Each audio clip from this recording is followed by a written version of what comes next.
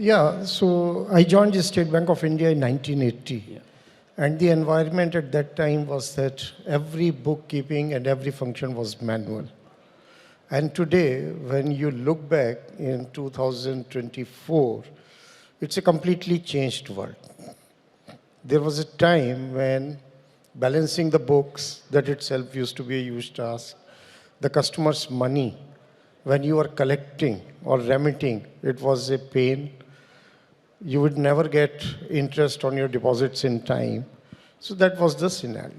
And then gradually thereafter, I would consider 1984 as a watershed moment in the history of banking, when a bipartite settlement was signed with the unions which allowed computerization of the banks. At that time, there were not many private sector banks in the form what we see today. And to give you an example, that in 1984, I was working in HR department of State Bank of India, and we acquired an electronic typewriter, yes, which cost 75,000 rupees in 84. And then came PCXT, 80, and then the world has completely changed. And in this century, it is the advent of internet banking and mobile banking. Like any other service people consume, so banking is now mostly consumed through mobile banking and internet banking. So it has been a long journey. It has been helped by the fact that in 1991, the Indian economy and the banking system was unshackled.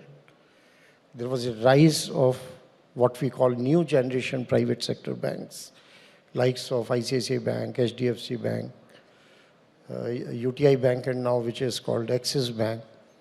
And that brought in competition, that brought in a new approach, that brought in adoption of technology in a big way. And it goes to the credit of the state-owned banks that they also adopted technology and have been able to compete in the market.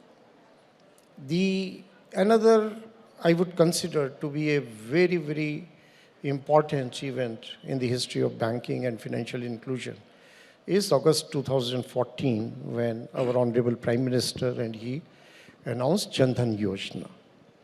So the ingredients were there for that program to succeed. It's not that there were no financial inclusion initiatives in the past, but August 14 brought a paradigm shift, and when 35 crore accounts were opened, and that is supported by, again, technology. It is impossible to open and manage such a huge number of accounts, and that too in the remotest area of the country, unless it is supported by the technology. And of course, there was another important ingredient was the business correspondent model.